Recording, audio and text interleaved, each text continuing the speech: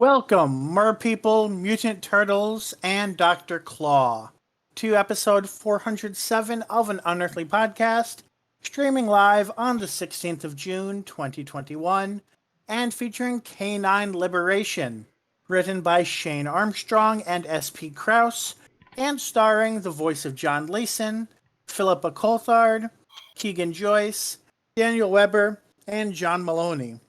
I am Bill Sylvia, the writer in black, and I'm glad I don't have to read a cast list that long every week. With me are Randy Runson McCulloch. Get used to it for 2 more weeks. Mad Matt Winchell. Next time, K-9. Next time. And Thomas Fireheart. These kids really are the Harry Potter kids, aren't they? By the way, it's Robert Maloney, not John Maloney. Did I not say Robert? No, you said John Maloney. I'm like, what? Oh, I do not know why I said that. I think you looked at John because Yeah, on our script, John is written above his name, but I don't know how I would have jumped lines and then jumped back. I don't know. Maybe you were suddenly reading Japanese style. Don't ask me. Like I said, the number of companions is too long. Someone Well, has become just as dyslexic as I am. Trying to read the things on a store shelf is real fun when you're dyslexic, by the way. Well, we've I got. feel like my tongue is dyslexic sometimes. We've got the dog hero, the absent-minded professor, and the Harry Potter kids. Yeah. They are kind of pretty much Harry, Hermione, and Ron. Ooh. Oh, wow, I can smell this one. I'm about to try out a new Mountain Dew Baja. This one's Flash. It's a... Wait, there are sub-flavors of Baja now? Yes, they just came out. Mountain Dew will flavor anything these days. They have a regular Baja Blast. They have a Baja Punch, which is a fruit punch flavor. And the one I'm about to try is a Baja Flash, which is a pineapple and coconut flavor. I actually want to try that Baja Punch, but I know I can't. Unless they got it in diet. I like it. These are good. I know regular Baja comes in diet. Regular Baja definitely comes in diet now. And I've actually, I think the last time I got Baja at a drive-thru, it was diet, and I was like, this tastes almost identical to the regular. Why not just keep getting it? Better. I don't know which one's actually any better for you, but I figure it's probably lower. Mixed up is my answer to that. Yeah, right. As long as you don't have any health issues, mix it up. What one will rot your teeth worse, one will give you cancer, right? Yeah, in too much proportions, yes. They do not have the Baja Punch in diet yet.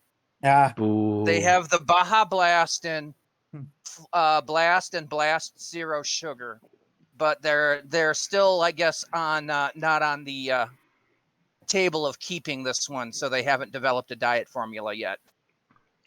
But yeah, this is them testing these flavors out for the first time, so I'm not entirely surprised they're not diet yet. But if it sells fast enough, which if it sells like Baja Blast does, I wouldn't be surprised. Thing is, I freaking hate Baja Blast. I remember, when that came out. I'm sorry. When they came out in the Taco Bells, it's like featuring the new Mountain Dew Baja Blast, and I had a glass, and I'm like, no, give me my regular Dew back. Yeah, I don't know. I'm going to say I'm sorry, but I don't understand. Funny thing is, when Baja Blast first came out, for one reason or another, I didn't drink regular Mountain Dew, and I drank Baja all the time. And then a couple years later, I started to drink regular Mountain Dew, but I still preferred Baja.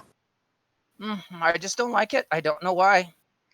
I can't even drink regular Mountain Dew. I can maybe drink the real sugar Mountain Dew, but that's about it for regular Mountain Dew. I can drink Diet Mountain Dew, but I can't drink Mountain Dew like I used to. And that is, I used to be able to drink Mountain Dew like that old guy from the Man Show used to drink beer. Just ziggy, ziggy, ziggy, ziggy, oi, oi, oi, through 2 cans, same time, down the throat. Yeah.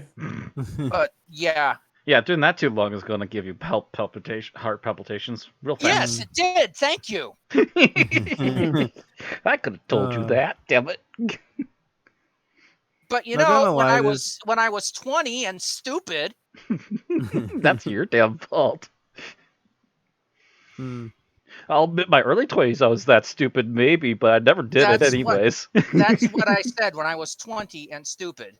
Hell, I Hmm. was stupid in my teenage years. I thought about it in my 20s, but I sure as hell didn't do it. I was at a friend's, I think it was their 11th birthday party. I drank an entire 2-liter of Jolt Cola on a bet. Jesus. Ah. And this was the original Jolt Cola, you know, the one from the 80s. Yeah, the one they didn't regulate. Yeah. That blew my mind. Quite I literally. think I think the worst I've ever done with soda was drinking a 2 liter of Coke and eating a pizza that it came with all by myself on the same night. I think that's the worst I've done with soda. Oh no. Yeah. I was Nah. drinking multiple 2 liters of Mountain Dew on my old job because I worked third shift. That's true. It's really hard to track how much you're drinking when you're doing a 15-hour fast food shift. I have no idea how much. Yeah. Except for the fact that I would often go through 5 Red Bulls in a shift like that. Yeah. In terms of from the fountain, I have no idea how much I would drink. Yeah, and you know, that's the thing. We didn't really do things like Red Bull back then. Energy drinks weren't really a thing, or they were just No, yeah, they were Just starting they were pretty much a like yeah, this would have been around 2010 plus or minus a few years. And that was when like Monster was just starting to have like Monster went from one flavor to like 20 during like during those few years. And when I'm talking is circa 2000. So a good decade before that. Right. What you had were Red those Bull like, might have been out and new at that time, but it wasn't big. yeah, I had heard of it, but I didn't try it. Speaking of energy drinks, crazy fact, I noticed that there's Gatorade in the original Tremors movie.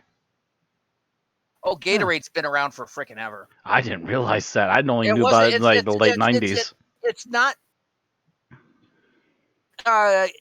It only originally came, I think, in the green and orange. Well, first just the green and then the green and orange back in the day. And it wasn't really an energy drink. It was a rehydrator.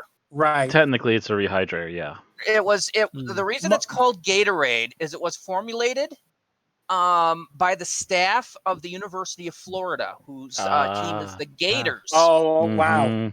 Okay. But yeah, I know it was ubiquitous enough to be a joke in the original Space Jam. But yeah, they formulated it to help keep their players from getting dehydrated in a Florida field, which is, 90 plus degree weather, fucking huge amounts of humidity. And then they marketed it as if you sweat at all, everybody needs it. And then everyone was like, no, first of all, it has so much damn sugar. That's a bad idea unless you're a high-performing athlete. Don't do it. And then they came out with the more diet flavors later.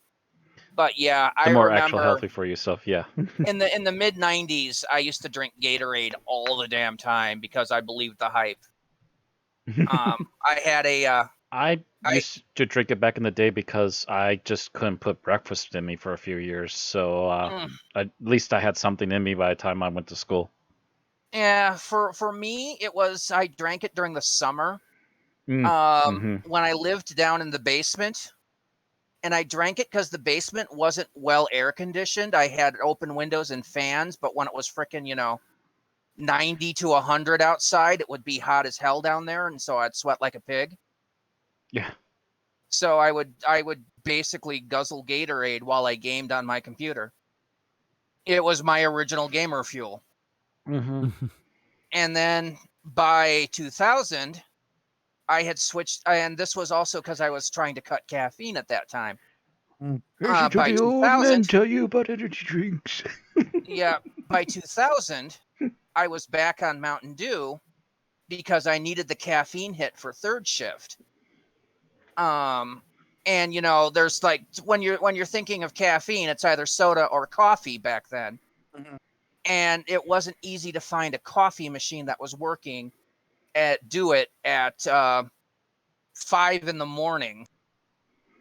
So I would, and there were soda machines right there. So I would just buy Mountain Dew after Mountain Dew after Mountain Dew after Mountain Dew. It was just a horrible, horrible cycle. Darn kids, And get off my eventually- lawn or I'll throw some NOS at you. This is well before NOS, Matt. But I would drink so much of it, I'd get heart palpitations. And so I would call in, or I would cut Mountain Dew from my system. And then I would go into withdrawal. Have any of you ever been in severe caffeine withdrawal? I've had caffeine withdrawal, migraines. This was like the flu. Oof, no. I would have to call in sick from work for like 1 to 2 days because I was just that bad. And then for 2 weeks I wouldn't do it, and then I would need the one to get through the night, and it would just start over. It was a horrible roller coaster I was on for 2 years. And I probably told the story a million times, but it was a major part of my life and probably one of the reasons I'm so fucked up now. Quite possibly, to some degree at least.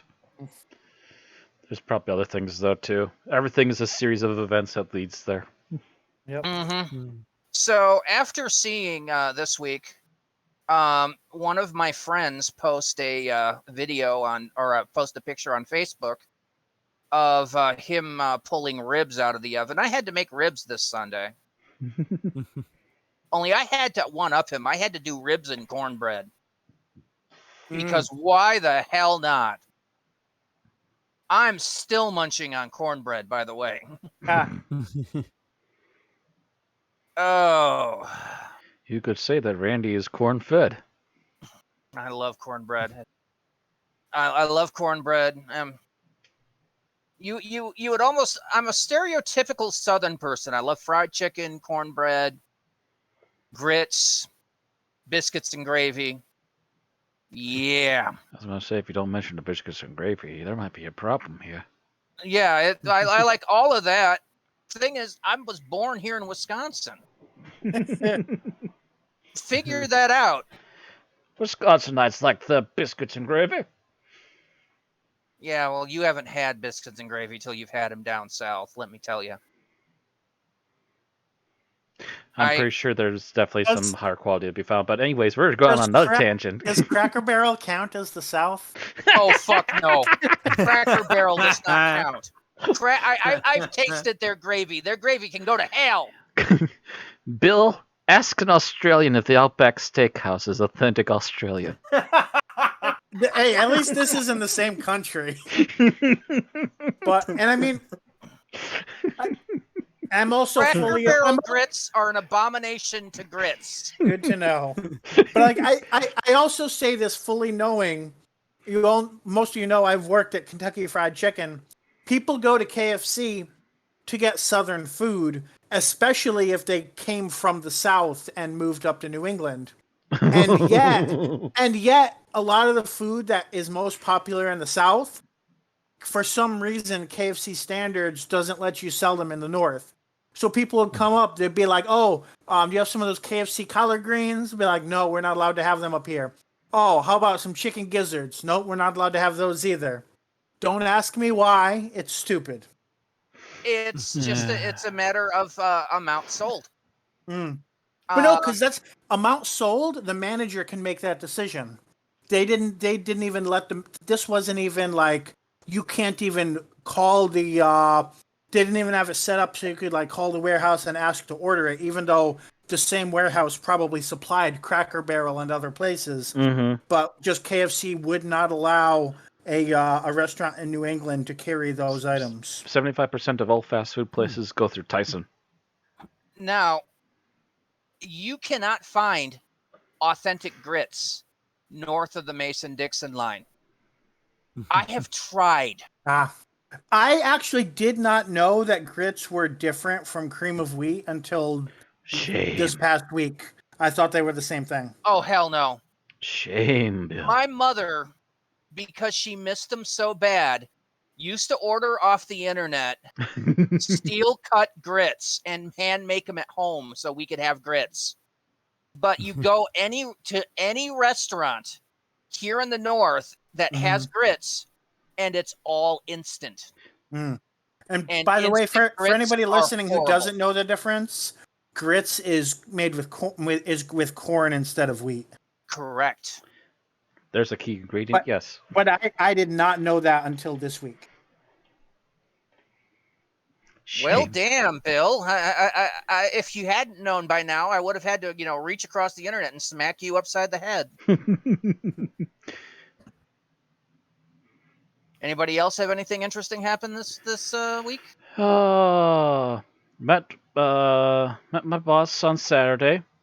Got on friendly terms, faced shelves, helped her remove tags and put up new price stickers before also helping her keep an eye on the store as we closed. That's the thing that happened. Apparently, Did you tell her the joke about the lady that robbed the department store with the pricing gun? Nope, I don't know that one. She said, "Give me all the money in the vault, or I'll mark down everything in the store."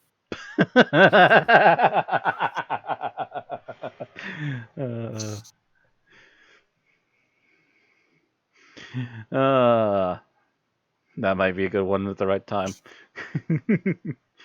I love the fact that my new coworkers at least have a sense of humor. The higher ups are a little dry, but they're still friendly people for the most part. So I have no major qualms so far with my place of work, other than the fact that we really could use fans. That seems to be true for a lot of places. Yeah, it's just such stifling little air movement in the place. It's like the front, they'll use air conditioning, so their customers feel good. The back, fuck that shit. Oh no, I'm out on the floor most of the time stocking shelves. That's the problem. I'm stocking shelves with no real air movement. I remember my old place. They decided that the AC only needed to be functional from when we unlocked the lobby until we closed the lobby at night. So all of our cleaning and scrubbing and all of that stuff was done with no AC, no matter how hot it was outside. It was like, are you fucking kidding me? Yeah, they don't care about their employees' comforts. They just want to make sure people are comfortable enough that they'll come back. Oh, and Matt works at a dollar store, so they don't really care. Oh, actually, the back. I'm not sure if the back gets that much air or not, but it doesn't really matter because we don't stay back there very long. Like I said, I'm on the floor most of the time, emptying a bunch of carts. Because immediately we have to wheel the carts out onto the main floor, we have to go up to all these shelving units, and we have to immediately remove everything from boxes to the shelf. My problem is I could use a little hand fan or something to blow on me while I'm doing this. I don't remember what... Oh, yes, I do remember what store it was. I used to... my grandmother used to be a bookkeeper at a John Deere retailer. Mm-hmm. And, you have the area out front where they have the tractors and stuff. Mm-hmm. Yeah, the main floor where you're showing off the new stuff. Was so cold it was almost frigid. And then we would step into the back. Somebody crack a door. Yeah, and it's just like, whoa, sauna blast. I didn't know we were supposed to bring our own towels. Yeah. No, it's not that bad in the back. I'm not saying where this John Deere facility was, because there's a few John Deere retailers. Mm-hmm. But, yeah. I used to go there. Who knows? It might not even be open anymore. Correct. I don't know. I know my grandmother hasn't been alive for 10 years, so. Yeah, so it's been a while. To 15, yeah. So right, we should probably move on. Anyways, yeah, we are on like our fourth tangent. Well, yeah, I was feeling a little time. On tonight's show, we got birthdays. We have no news. No news other than I think we want to make comment on some latest recent we have news. Some other sci-fi, other geek news. We have other geek news, and I have some rumor mill content I want to talk about. Yep. We have a YouTube and I did not. Oh, yep. You saw that. And then we have some geek talk, and then our episode review, our final thoughts, and our ratings. So let's get into birthdays, shall we? First birthday was June 11th. And that's the birthday of Kit Pedler, writer and co-creator of the Cybermen, way back in the 60s. He actually wrote for the show through the first couple seasons of Patrick Troughton, too. Mm-hmm. He would have been 94, but died in 1981 at the age of 83. He is still credited to this day every time they show the Cybermen in Doctor Who. Thank you, sir. And then finally, we've got 2 birthdays today. The first being Carol Ann Ford, who played Susan back in the first year of Doctor Who, 1963. She turned 81. The other birthday is Michael Kilgariff, who played the Cyber Controller in 1968 and again in 1985. He turned 84. So his first role was actually on the last serial that Kit Pedler actually penned, and that was Tomb of the Cybermen. And to his credit, he hasn't failed at playing that character the 2 times he's been on screen. I think he's done some additional stuff with Big Finish, hasn't he? Probably has. Probably. Yeah, As long as he has a voice, yeah, he'll do it. Mm-hmm. As long as he managed to wrestle the mic away from Nick Briggs. For the moment. Yeah, there's no series recording news that I saw this week, and Big Finish was busy touting their other lines, so no Doctor Who news. So It's fine. We got other stuff. So moving to other sci-fi fantasy news, as many of you might be aware, E3 was this weekend. Oh. So all the latest video game news came out, and I think we each watched Area of Interest between us. Mm-hmm. Bill, I think you were watching Square Enix. Yep. So the main one that I've paid attention to was I should have looked up the full long ass title for this. But there is a new demo. There was a trailer at E3, and then the demo. It's basically a kind of short access early beta because it included a survey. Stranger of Paradise Final Fantasy Origin. The Final Fantasy Origin part in there seems to be that it is a remake or a partial remake or a reimagining of Final Fantasy 1. We don't know much about the story other than to know that a major character from Final Fantasy 1 is in the cutscene. But the main point of this game seems to be that it's a kind of a blend of Dark Souls-esque gameplay and what you would expect from a modern Final Fantasy. So I am not really familiar with Final Fantasy 15, but I imagine, by my understanding, this would be like if Final Fantasy 15 and Dark Souls were merged. I do think that it's they go a little hard on the edgy, angry, bloody side of things. They're trying a little hard there. But it definitely is for an older audience than your average Final Fantasy game. On the other hand, the amount of how hard they're trying to be edgy to me says that they're aiming for late teens, early 20s. And not to say that nobody older than that could enjoy it, but that's the age I mostly associate with that level of attitude. But go ahead. The jokes I saw going around was that this was like, it seemed as if it was like Final Fantasy targeted directly at Americans. Can I say that if this is in fact supposed to be a remake of Final Fantasy 1, I am not interested. Mm-hmm. It basically seems to be for like people who are fans of Souls type games who might be, to try and get those people to start buying Final Fantasy stuff. Oh no, I just saw their title card. That does look like one of the main bad guys from 1. Shit. Oh yeah. Which yeah, one? Very much. The night before he becomes Chaos. Right. Garland? Yes. Oh Jesus. So that is literally the only plot point we know, is that we see Garland and he says he is to become Chaos, which makes me think that we're actually seeing the first mission from Final Fantasy 1. But as a Souls type game.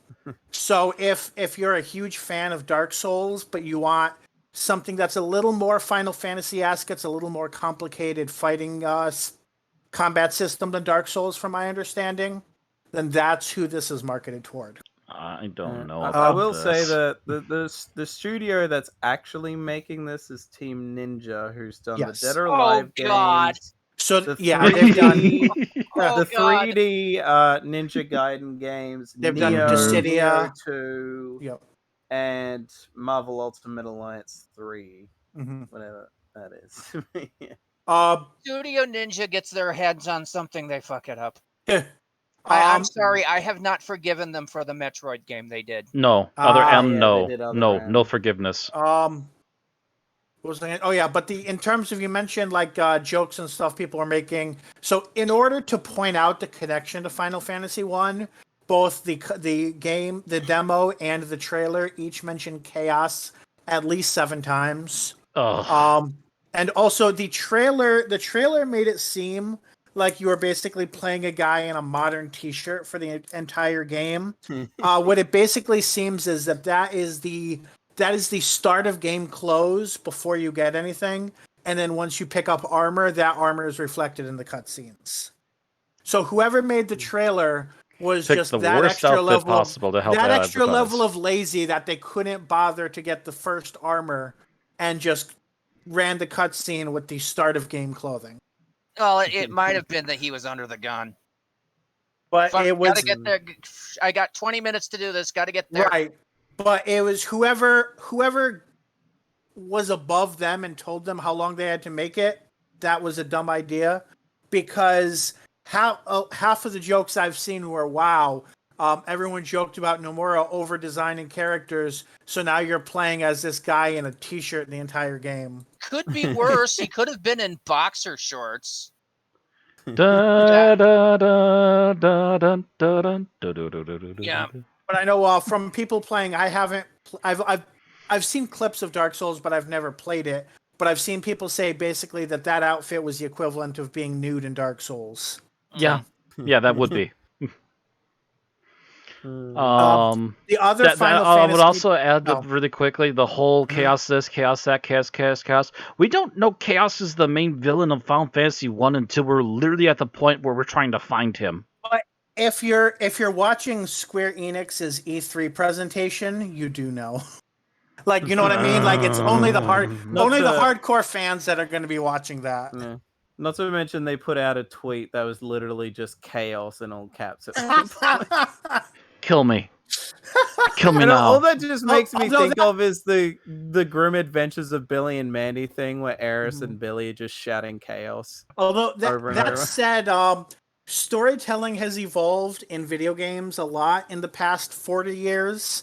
So it actually makes a lot more sense to introduce chaos at some point before the final fight. So I actually think Maybe that was a whispers better of some decision. greater evil, fine, sure, but why do we need to name drop him from literally Right. word 1 before we even start the game? That's my problem. Fair. Mm. I guess it's better than you just showing up, killing Garland, and then not thinking about him again until he shows up for no reason. And at that's the also end. supposed to be part of the surprise, is that we suddenly find Garland at the end of the game. He's like, yes, it's been me all the time. I went back through the time loop. Yes, it's me, Dio. Yeah. But yeah, that's all there is that is interesting to say about that right now. The other Final Fantasy news is that I guess they're doing remasters of 1 through 6, which Yes. I think they're on mobile They're going to be on mobile and they're going to be on PC. and on PC. Okay, On Steam, yeah. Which I think I bought. I think over the holiday sale, I bought a bunch of the versions they already had on Steam. So I doubt I'm going to see the remasters. But I would have not bought those because a lot of those are going to need mods to look good, to be fair. Yeah. They did a lot right. of messing around with a lot of those remakes and Apparently, re-releases. apparently the remakes of 8 and 9, in particular, are garbage because they updated the character sprites and didn't update the backgrounds. So the only way you're going to see an updated background is if someone actually dedicated enough time to mod them. Yeah. I mean, from what I hear, it runs better if you just mod it to be the original version instead of the Steam version anyway. Because I guess That might be a possibility for some of them too. I guess certain cutscenes are bugged out for 8 at least. Assuming they haven't fixed it over the past couple years. I don't know how often. But they yeah, probably don't put a lot of effort into fixing it. So. For whatever reason, when they remade 3 and 4, they decided to make it into 3D chibi 3D, art. yeah. And for number 6, mm-hmm. number 6 is the worst and most heinous thing. I'm fine with the 3D chibi art. Oh, but I didn't know they made number changes 6, to 6. Number 6, they made it look like it was Vaseline smudged all over everything. I did not know that they and did then they also did some 6, really kind of mediocre redesigns of the characters' faces. I actually heard it was the same version dialogues. as the Game Boy Advance version, which is the one everyone seems to like. No. No. This is the mobile version. No, but you can mod it. You can mod it to be like the handheld version. The wiki says the mobile version was based on the Game Boy Advance version. Then it's garbage. I'm sorry, but no. You want the original Japanese made for SNES released on PlayStation 1 version. It does sound like the best thing to come out of this is that this might be the first time Final Fantasy III is released in 2D in the United States. Yes, and they're also bringing back the original 2D for everything else. They're making it original pixel art, and they're even updating some of the older stuff. Like I've shown, you've seen, Bill, the art that I've shared to a couple of people. It's all new pixel art, which I'm of what's the word? I'm ambivalent about that at the moment. I'd have to see it in motion to form an opinion. Why don't they keep these as a self-contained game that when you get to the menu you can choose whether you want to run the classic version or the remaster? Final Fantasy fans have been saying that for a long time. Also, the fact that it would be really great to just release a package. Okay, this is Final Fantasy 1 through 9, or even more, whatever, however many games. You get it for your console, and then maybe you have the choice to pick which skin, which soundtrack as an added bonus. I would do 1 through 6 and 7 through 9 or 7 through 10 if they could swing it. Yeah, just because keep the 2D and the 3D games separate. Trying to think here. Yeah, I'm going to share this so the others can see this. I've actually done a side-by-side with the original fighter from Final Fantasy 1 and the new model. I'm going to put it in general chat. I'm quite happy with that, actually. I'm only mildly annoyed they changed his hair color. Yeah, to be fair, his hair color wasn't originally red anyways, so I can forgive that. But they kept the red outfit, they kept the poses, and I've also seen him actually animated in the trailer. And if he's animated the way he was in the trailer, it's no different than the NES. I actually have not watched it. I didn't realize there was a trailer. Oh yes, there's a very short trailer. They show some scenes passing through of all the games, and they also show a quick bit of character art animated from those games. You see, he's always a redhead to me because I will remember him constantly arguing with the guard at Canaria. Welcome to Canaria. I like swords. Welcome to Canaria. Yes. I like swords. 8-Bit Theater? Yes, 8-Bit Theater. I read all of 8-Bit Theater before I knew that it was based off the original Final Fantasy. Oh, and then at one point I started playing Final Fantasy and I was like, something seems really familiar about this plot. So we're going to have to kill the Lich, and he's going to have to make the bones for all the enemies in hell again. Yeah. Yeah, when I was playing it, I was, the first year it was out, so I was able to write character dialogue in my head. And mind you, I think I started playing Final Fantasy 90 or 91. Actually, talking about Fighter reminded me. I originally thought that the guy for whatever the fuck the 6-word name is, the Origins. Origins, that's what I'm just calling it. Not to be confused with Origins, which was 1 and 2. But I thought he was just supposed to be Fighter. But apparently it's the type of game where you switch classes at will. So your character has multiple builds that you can kind of like build experience for. Yeah, so it's like Final Fantasy 5 or 10-2. Final Fantasy 1 was before job systems. Yes, it's not supposed to have the job system. Right. You reclass in the middle, but that's you upgrade only a class, a later version of your class. Yeah, so the original Final Fantasy 1, you pick you pick four out of what is like eight, Like 4 6 out or of 8 eight characters, yeah. yeah, something like that, and you're stuck with those Mages, 4. Black Mhm. Belt, Also, Prestige, that reminds me. Fighter. Somebody Yeah, pointed 6. out all the characters in the trailer have names that are 3 or 4 characters, which somebody else pointed out might be a reference to the fact that in Final Fantasy 1 you could only use 4 characters to name your character. That is Correct. a thing, yeah. So that might be the reason for that, but it still seems bland when your characters' names are Jack and I forget what the other ones were. Mm-hmm. So are you done with the Square Enix? Yeah, stuff? so I think I mean there's a Guardians of the Galaxy thing. As far as I know, no one's especially hyped for that. And that's Yeah, about don't it really for know what that. they're going to do with that, to be fair, so meh. Oh, wait, Mm. isn't that part of the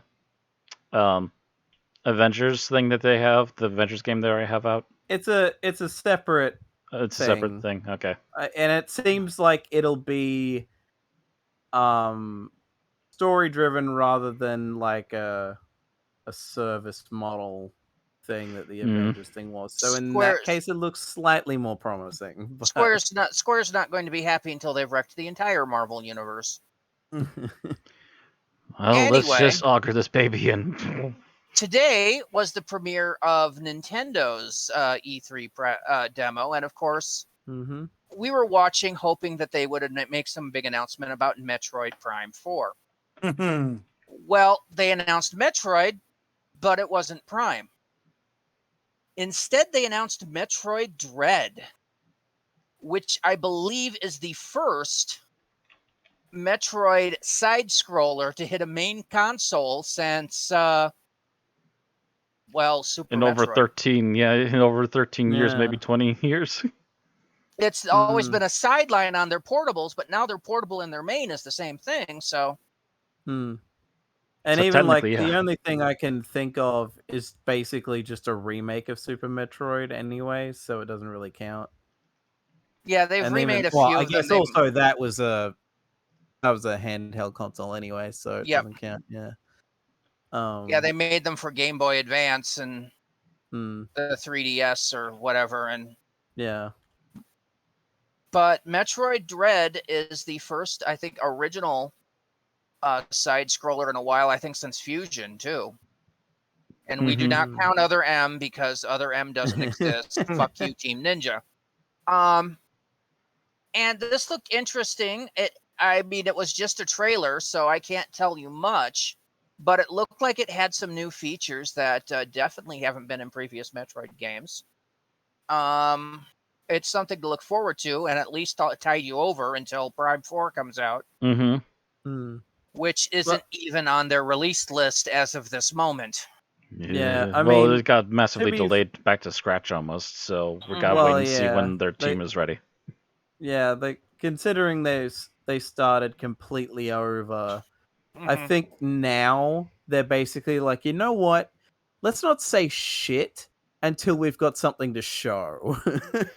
That's my hope, is that's basically what they're going with. Let's all agree on the Miyamoto method. A delayed game can be eventually very good. A rushed game can be very bad forever. True. Yeah. And they also had the trailer for the Breath of the Wild sequel, whose title still hasn't been officially released because apparently Nintendo says the title is a massive spoiler. Well, then name it something else, you clowns. Shoot, hasn't it been a year since the first trailer for that by now? It's been about 2 years since the It's first been about trailer. 2 years since that teaser, yeah. It looks like there's elements of Skyward Sword. I've seen hang gliders and falling out of the sky and stuff, yeah. Hang gliders were in Breath of the Wild, but both the costume style and everything looks like it had some Skyward Sword. Well, like, I'm seeing, like, floating islands with hang gliders, yeah. And this also is probably because they just spent a lot of work doing the remaster on Skyward Sword. Yeah. So they're just like, let's use some of that technology since we redid all this. Assets. We can kind of sort of half reuse those assets and upgrade to this other engine and make it an even bigger, shinier thing. So it looks interesting. It doesn't look like a lot of time's passed since the first game, so Yeah, but yeah, probably one of the first direct sequels in a long time. the first direct sequel since on the main console since Majora's Mask. Yeah, Hmm. because Majora's Mask was an immediate follow-up to Ocarina. Mhm. I mean, Zelda 2 was an immediate follow-up to Zelda, only Yeah. it took place a few years later, but it was supposed to be the Yeah. same characters. Mm-hmm. Hmm. Majora's Mask happens within And days after I think the Ocarina. Oracle games were supposed to be a sequel to one of the ones that came before that. They don't count. Okay. They weren't even made by Nintendo. They were made by Capcom. Hmm. They were Um, only on a side console, and they were just basically. Yeah, we're talking Nintendo. about main console. Gotcha. yeah. Because I was gonna say otherwise, like Yeah, they were I know. Game Boy Color, right? Yeah. Because And I I know mean- otherwise, like 'Cause- Wind Waker technically had two sort of follow-ups on the DS. handheld. Yeah. And I don't count those either because they switched consoles, and I can't remember if they pimped those out to a third party or not. I don't think they did third party, but they definitely tossed them onto like at least one or two different handhelds. Yep. But yeah, this is. I mean, and apparently Breath of the Wild is just so big that they're just like, yeah, we got to make a sequel. We got so much we want to do, but we can't do it in just one game. Hmm. No, it's been like 3 now because the Hyrule Warriors they actually began telling the story of that got to the original game. Right. Yeah. I'm like, holy shit! This So is that, like, yeah, it seems this one's basically a trilogy. it's like a franchise within a franchise now. Yeah. Which is kind of funny considering like the first Hyrule Warriors was just its own self-contained thing because it's a spin-off Yeah, but as they anyway. continue to develop, they're like, Whereas the "Hey, second if you could one- tie it to the current franchise, we could literally make You'll this sell in the 10 background where times as everything many. comes together." Actually, the first Hyrule Warriors, theoretically, is to the Zelda franchise what Crisis on Infinite Earths Yeah. was to DC Comics. Mm-hmm. It took the 3 separate timelines And and just went merged here. They them back merged to into here. one. Yeah. Yeah. Hmm.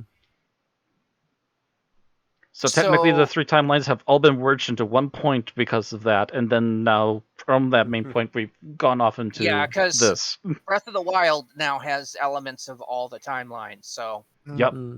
I So remember it's now- trying to place that before I They've heard the Hyrule taken the most Warriors convoluted universe they've ever made for a timeline, and then just went, and we merge it. Yes. I mean, the Yeah. Zelda timeline was fine until Ocarina of Time. Then everything just went loopy. And then suddenly Yeah. it's fractured into 3 timelines, and they kept making different games for the timelines. And then finally they're just like, okay, we're sick of this shit. Let's merge it all back together. We're sick of people getting confused trying to figure out what the timeline is about, and now we're just gonna merge it. We're gonna, Yeah, we're gonna get Link Prime over here to punch the universe into one hole. Oh, God. I'll kill you. I'll kill you Uh. till you're dead. Yeah, no. Excuse me, princess. Anyway, they are.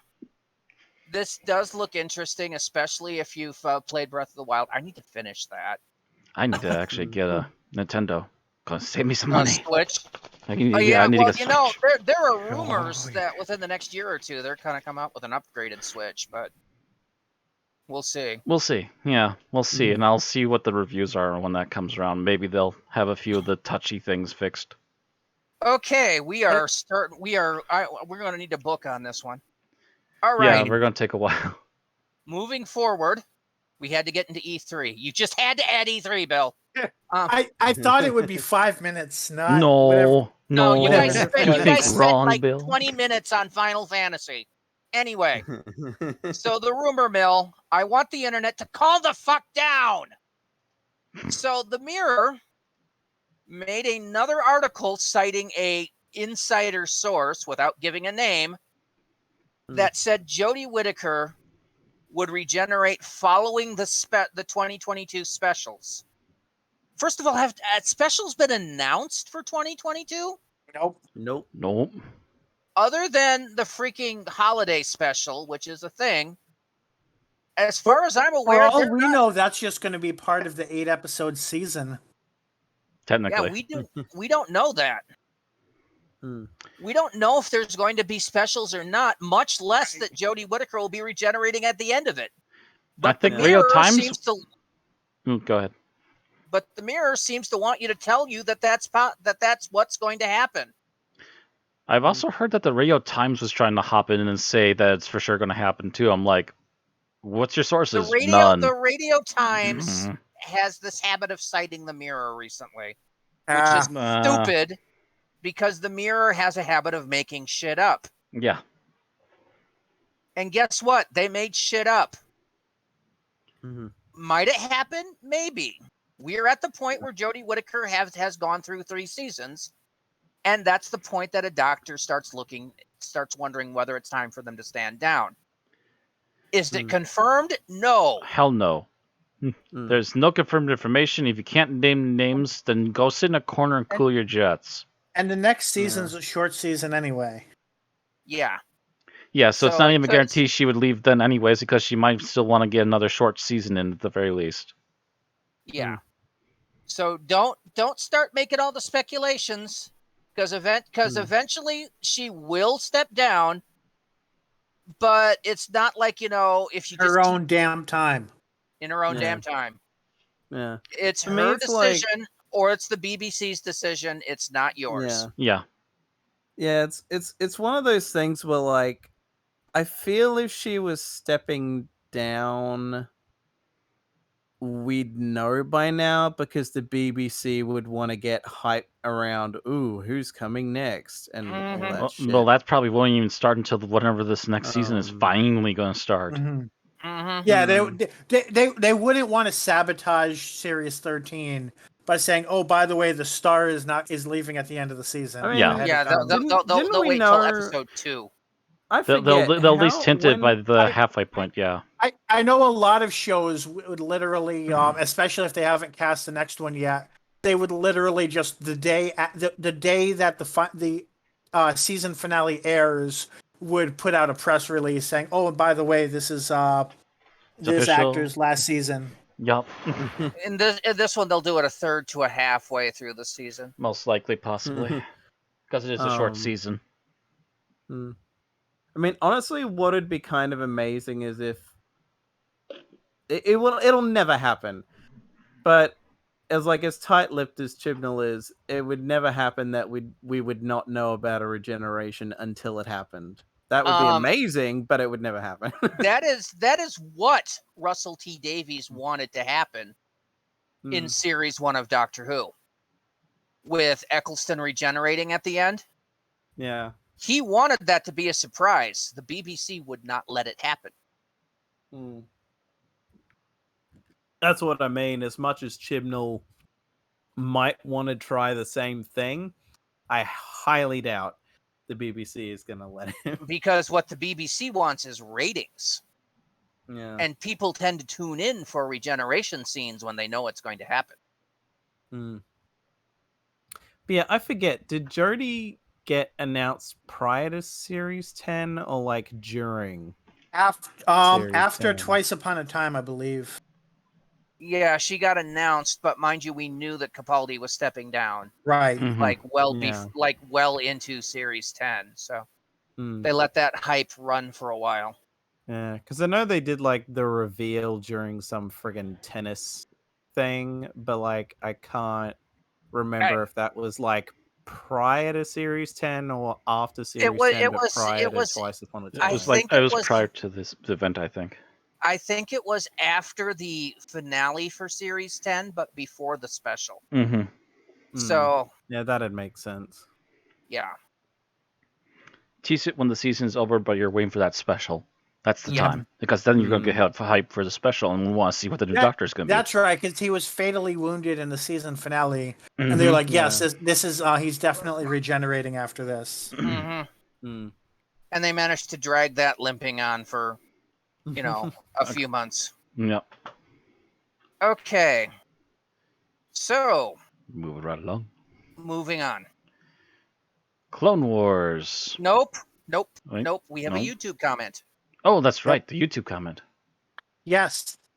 So we got a comment from Nuanced Productions saying that they had never heard of the K-9 on our last video, saying that they had never heard of the K-9 series before. So it's one reason why one reason for us to do this is that it's something that's been sitting around. It's been existing as a Doctor Who related property for a while, and I think not a lot of people, relatively speaking, have watched it. Yeah, it Certainly is the not fact many that acknowledged. this only ran for a season, but it was a 26 episode season. Mm-hmm. They didn't get renewed for a second, tried to make it into a movie, and failed. And it was not the Yeah. BBC, so it's not on all the usual sources. Correct. I had to look around. It is on some streaming services here in North America. Tubi, for one, has it, but none of the major streaming services that you've probably have on your phone or whatever your streaming area of choice is. Mm-hmm. Yeah. So yeah, glad we can introduce new people to the series, and I guess that means you'd be experiencing it at the same time as us, and More or less. all the good, bad, and or ugly that it comes. That The comes good, the with bad, and the cheesy. All right, Geek Talk. Yes. Let's try to get through this as much as we can. Yep. So I've been starting a chronological watch of the Clone Wars media. Oh God, I tried that about 2 years ago. I failed. But I specifically did not watch the 3D Clone Wars series when it aired because they said it was going to be out of order, and I was like, what the hell am I going to watch it for then? How am I going to know? That's not how stories work. But so far I've watched the Tartakovsky show, which Thomas covered a few weeks ago, and then the animated movie, which is basically the third episode of the chronological watch for the 3D show. The main thing I noticed was that the 2D show basically covers about 5 missions of the main characters, which the Clone Wars movie covers actually 2. So it's both of them could have been broken up into different numbers of episodes in the regular show. But the 2D show definitely seems to be marketed at an older audience, which is probably why it's less popular but more well regarded, because it was toward fans who would appreciate a good action scene rather than the younger audience that the 3D show was for. But I feel like compared to the 3D movie, or compared to the 3D show, which has the most content, the 2D show has half as much dialogue and twice as much action, whereas the 3D movie probably has twice as the theatrical pilot. It's hard to say what to call it. They're all called the Clone Wars, but it has twice as much dialogue and half as much action. So everything's along a spectrum there. Otherwise, it's very obvious the 2D show was not intended for any sort of twist. It's very much intended to be, look how big and bad the droid army is and get ready for Revenge of the Sith. But the way it's structured is actually perfect for the twist that George Lucas put in, because you basically have about 3 missions.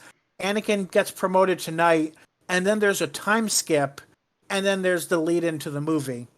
Obviously, he doesn't mention having a Padawan during those last few episodes, but there's no way they could have accidentally done it any better than that. The other thing is just that it's very interesting seeing how the Tartakovsky show drew a lot from the comics, as well as referencing the prequel, the original trilogy a lot, and also building up a lot of stuff for Revenge of the Sith. Even, I don't know if this was intentional or not, the idea that Obi-Wan has a tendency to cut people apart, leave them for dead, and go off to another mission without checking. To this day, I have no idea if Tartakovsky had actually seen the script for the movie yet when that scene was animated. It's possible that he's there's a lot to make sure he didn't step on toes. But Acts 2 and 3 of that show definitely do a lot of build up for the movie, so it would not surprise me. And yeah, If there's something else relevant worth mentioning, I'll come and bring it into Geek Talk again. But otherwise, I'm just going to watch it on my own. Okay. All right. So that's all the Star Wars stuff? Yep. Yep. Okie doke. Mm-hmm. A Girl Who Left Through Time.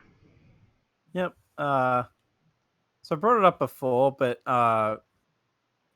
Sony owns the company that owns, like, that has the sort of a monopoly on distribution rights for anime in this country, and they have a service. But Sony owns Funimation, so now they're merging the two services. So By the way, Funimation, this country would be Australia. yes. By the way, yes. So yeah, like Funimation's Australia/New Zealand service will exist, and the one that I watched this on is being basically gotten rid of. So while I still can, because I don't know if Funimation is going to carry over the movies this has, I decided I would check out some movies before they finally go bust. Thankfully, it seems that they'll be around for a couple more months while everything gets shuffled over and stuff. But yeah.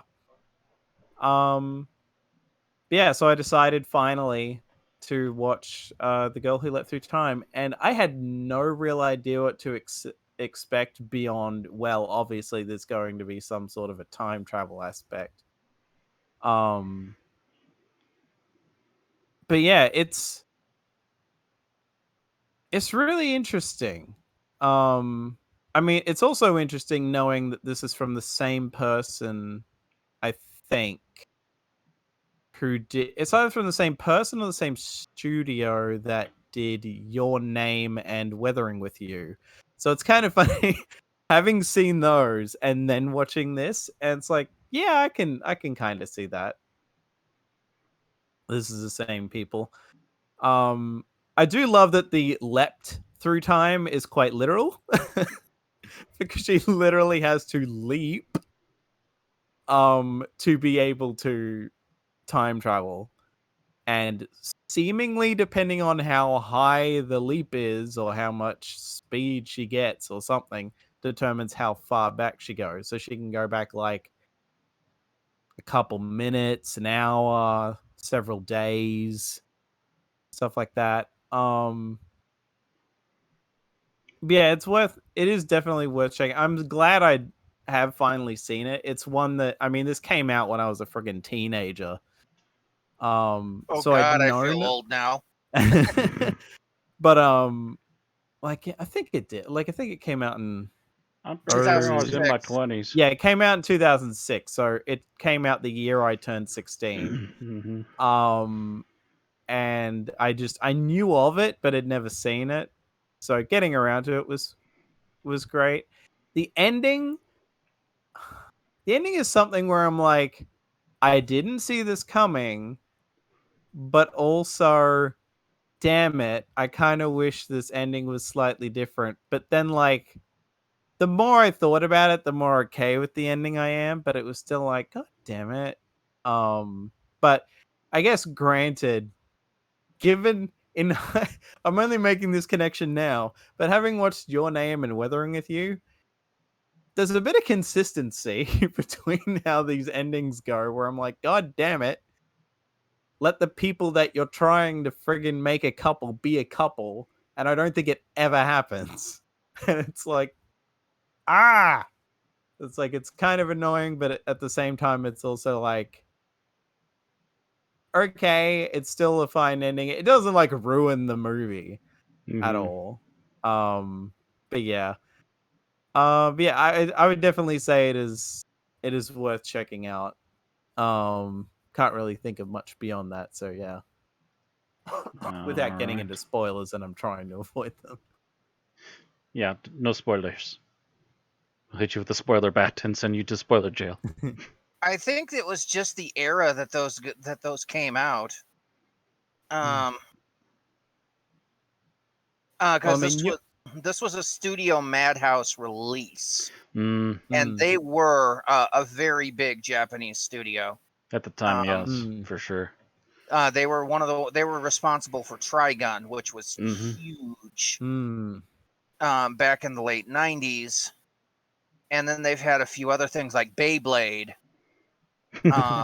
And were in charge of X when it came out. So they've had a few major hits under their belt. This was just them going to films. And they love leaving a lot of these movies on bittersweet endings, so Yes, I'm not surprised. Color me not surprised. Yeah, I'm just taking a quick look through some of their other stuff, and yeah, they were one of the ones that were did Batman Gotham Knight. So hey, Oh wow. yeah, they've got a big, huge list of stuff. Oh, they were also the guys behind Vampire Hunter D: Bloodlust. Yes. Oh. That was a decent follow-up to a late 80s anime movie. Yes. It was actually closer to the book than the original movie was. Although they skipped a book in the middle. I want them to go back. Yeah, because I can't see any of the people involved in making this having any direct connection to your name, which I've also seen, and I know what you're talking about. Because these all got re-released by Funimation around the 2015s when we were showing them in our anime viewing rooms. So I did notice a particular theme was an ongoing thing. But yeah, I can't find anything. Okay. Ready to move on? So, video games. Yes. So Matt had this first, and on a recent stream he did, he mentioned how he was playing a particular game, and that led me to get a hold of the SNK 40th Anniversary Collection, which is available on Steam and currently on sale, we might want to add. Roughly $8, I believe. Yeah. Mm-hmm. Anyway, I'm an old school gamer, as many of you know, and I love 80s games. I grew up on 80s games and 90s games, and I love them both. The SNK 40th Anniversary Collection is the studio SNK known for its Neo Geo releases, releasing everything that it put out from 1979 to 1990. And while you're thinking, okay, well, this would be kind of mediocre, there are some interesting releases in this. Oh yeah. A couple of the biggest is the Akari Warriors trilogy, which I didn't realize was a trilogy. I knew about the first two. I didn't know about the third. I think I've known for a little while now that there's a trilogy. I've never really got to experience more than the first one, though. Yeah, I've played the first two. They were really big in the arcades in the 80s, and I'm pretty sure I had the NES versions, or at least played them. But the third one, I didn't realize. Apparently, that was arcade only, so that might have been why I never. Maybe. And maybe for a short time too, for some reason. Oh no! It was just released a lot later. Akari Warriors and Victory Road were released in '86. The third one wasn't released until '89, so I might have moved on by then. Maybe. But there's also some interesting little games that came in here. First of all, I didn't realize they were responsible for the arcade version of the 1981 game Vanguard. If you don't know Vanguard, it was pretty much a huge game in the early 80s where you're playing a ship going through this maze of tunnels trying to get to a boss and destroy it. It's also known as the game that didn't care about copyright infringement. As you start the game, the first theme that played is the Star Trek The Next Gen, or the Star Trek The Motion Picture theme. And then anytime you get a power up, it plays the attack.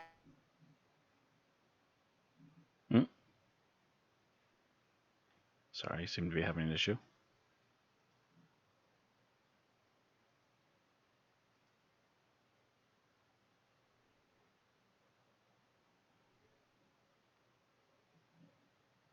Theme from Vanguard shows you, how much backwards I got it. Also, apparently, one of their first side-scroller arcade adventures is a game called Athena, where you play a young princess who decides to go to open doors she shouldn't have and falls into a world where she has to beat bosses vaguely based on Greek mythology. And she kind of does this ghosts and goblins style in the fact that she's originally basically in a bikini and she can pick up armor, but if she takes too much damage, the armor's destroyed and she's back to fighting in her underwear. How the underwear will take multiple hits without damage, I don't know. That's just the rules. The same reason the knight in Ghosts and Goblins can take hits in it. Well, actually, no, he dies immediately if he takes. If he's down to his boxers, yeah, he takes one more hit, he's gone. So it's a little more lenient than Ghosts and Goblins. A little more, yes. Also is the 1987 release Psycho Soldier, which on the front is a weird little game, a weird little side scroller about these characters that are blasting enemies while J-pop sings. But only if you look at the backstory do you realize the characters would then later become major or at least side characters in SNK's King of Fighters series in the 90s. But by far, the best thing in this collection would be the 1990 NES game Crystallis. Instant classic. Yes. Crystallis is probably the prototype for what Square would use later when making games like, Secret of Mana. That hybrid between the Zelda style and the RPG style. People think it started with Secret of Mana. Nope. SNK did it first with Crystallis. It is a very interesting story-driven game with a lot of thinking puzzles, which Matt, who is currently streaming this game, has run into. Oh yeah, there's some weird logic every once in a while those puzzles too, so you have to do a lot back and forth. It has been re-released before on Game Boy Advance, but because of the decreased resolution of the Game Boy Advance screens, there were a lot of issues with that release. They've gone back to the original NES release for this. And for some reason, the Game Boy version also altered the music heavily.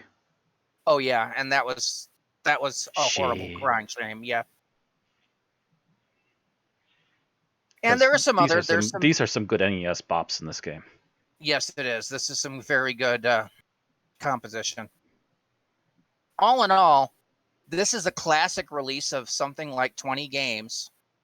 Some of which are forgettable, but others of which are timeless classics.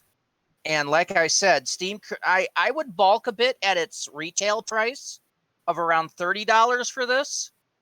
But with the sale currently going on at like $8, it's definitely worth the cost. It is a steal for some of these games, and I would also add that while we've been mentioning that some of these are arcade games and some of these are NES games, any of these that were released on both, you can actually alternate between which version you want to play.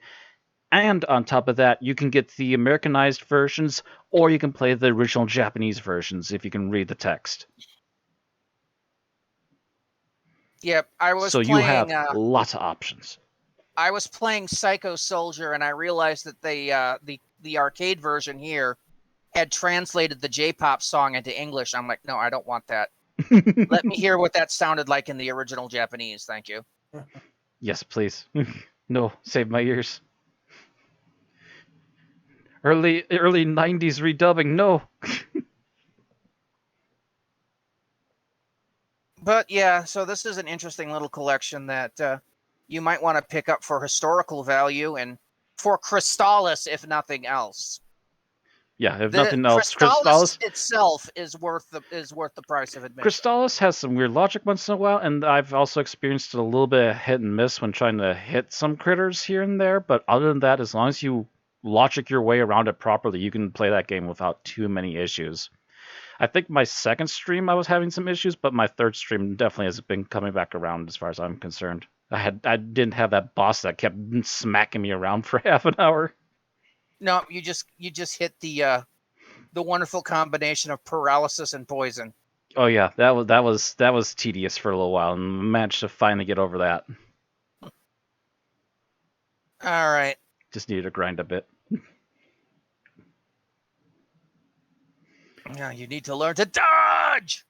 That too, because every once in a while, actually the critters just pop up in a really bad place for you. You immediately need to go back. I've been poisoned Anyway. again. Okay. Even today, those games are still worth playing. So definitely worth the cost of $8. It's actually at $8. It's much cheaper than trying to buy the official thing. Anywho. Okay, moving on. Last one. I have played the sequel to Larkenthorn 2, Reign of Beasts.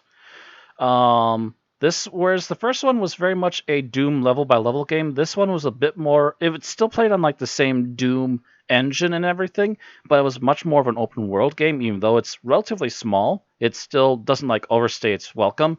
It borrows again from a lot of ideas from Castlevania. In particular, they took some ideas from Castlevania 3, and you can swap between characters as soon as you find them. And they give you, I'm trying to think now, 4 characters you can swap between. And each of them has a different main attack, sub attack, and another thing that can usually be used to help you get around the levels. The main character, Lycanthorn, she has a throwing weapon, a regular slashing attack, and she has a kick, which also allows her to platform long distances and stuff like that. I'm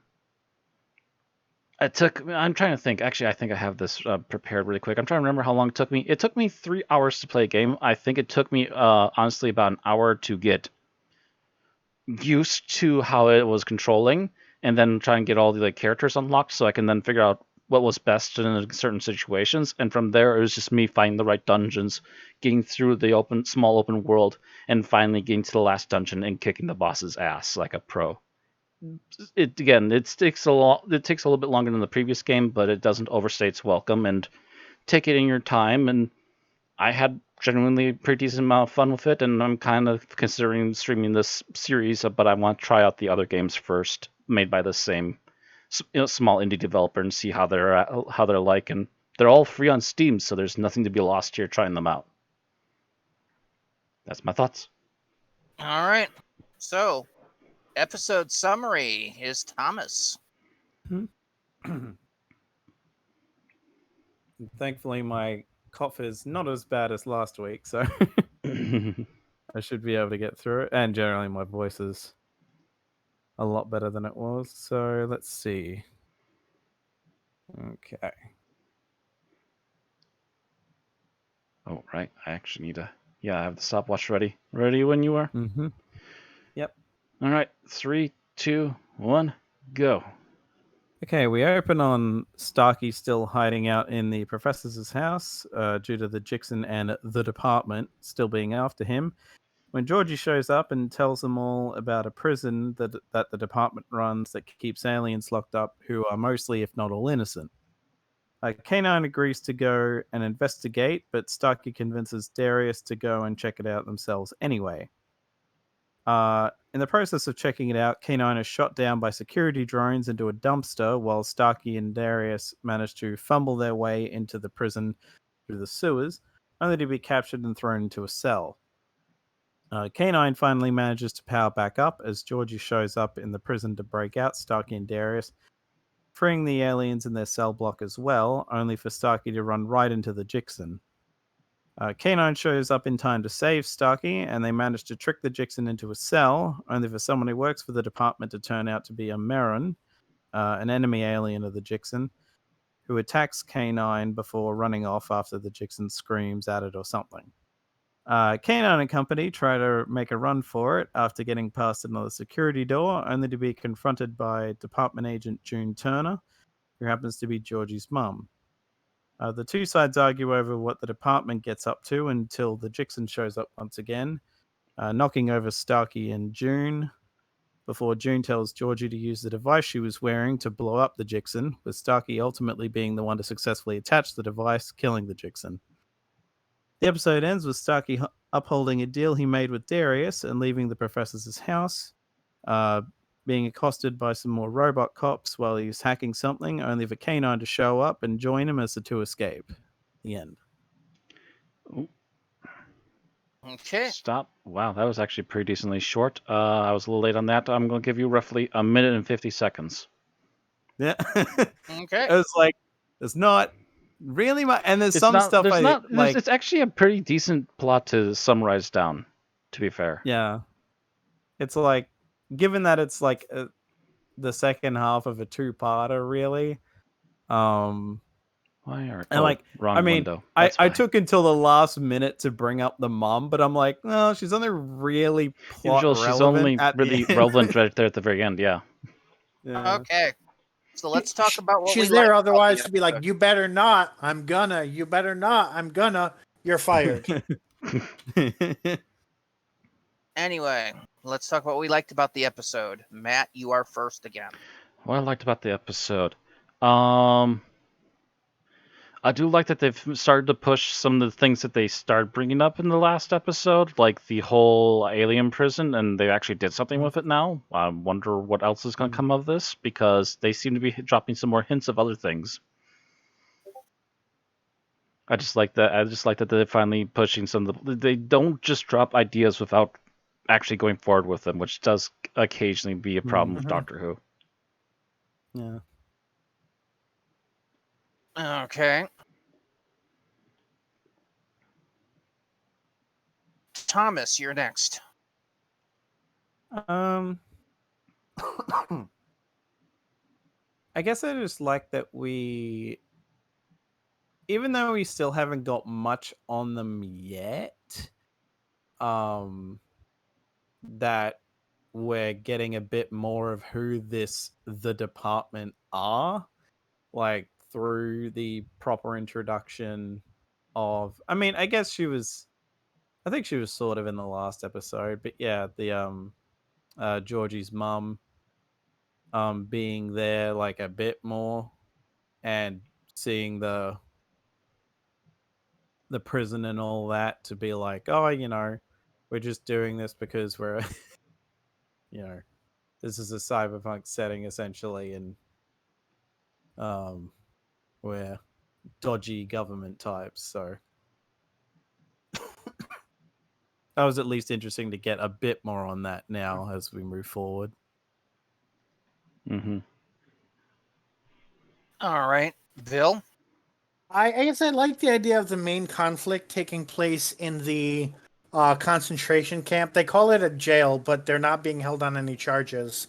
So it's basically a concentration camp. But I don't like the fact that it's made of paper mache. But in terms of the concept, it's an interesting place to have the fight, especially since that's not why they're there. They're kind of there out of self-preservation, but it happened to be that that's where they needed to have, to have the conflict. I thought that was pretty cool. All right. I thought they did a good job myself at showing a variety of aliens, especially since they could not use Doctor Who aliens. Right. Yeah. And they did so. It's seemingly on a budget, but not like doing badly with that budget. Correct. They took all the budget for walls and put it toward alien costumes. I will say one sort of looks like oh god, what are they? Those third Doctor aliens that only I show up know which once. ones you're talking about, because I was just looking for those too. Yeah, the golden ones with the bug eyes. Yeah. Yeah, the ones that like randomly get name dropped by Tennant in right at the end of right when the Master's dying. I can't remember the line either. It's Axons, just that's it. The Axons, yes. Yeah. One of them looks to be Axons or Axons. Speaking of Master and Axons, this whole organization seems to be very something Harold Saxon would be involved in. It's also vaguely Torchwood. Yeah, that too, a little bit. But if it's alien, it's ours. Yeah. It's very not alien, it's ours, Jack but Harkness Torchwood. It's Torchwood 1. Right. Yeah. Yeah, this is like Torchwood 1, and also I will say there seems to be other things. Do we want to spoil what we've seen so far, these guys that run it? Because it seems like they might be aliens too. That's at least the hint I'm getting. I'm not sure about that. I know at least one of the scientists At least one of was an them for alien, sure but is. that's I Yeah. think that's all we know. But the Unless one you've guy seen had more. something weird happening with his hand too, so I'm like, Yeah, I'm not sure that he's alien or if he's been infected by something. Yeah. That could go either way at the moment. All right. So what did we dislike, Matt? What did I dislike?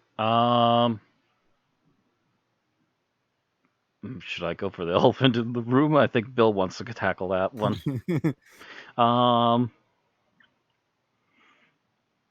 I don't think we have the same thing, so go ahead. Oh no, you keep bringing it up. Things being cheaply made on sets. I could have doubled up on bad elements and worst scenes, but I didn't. So yeah, go ahead.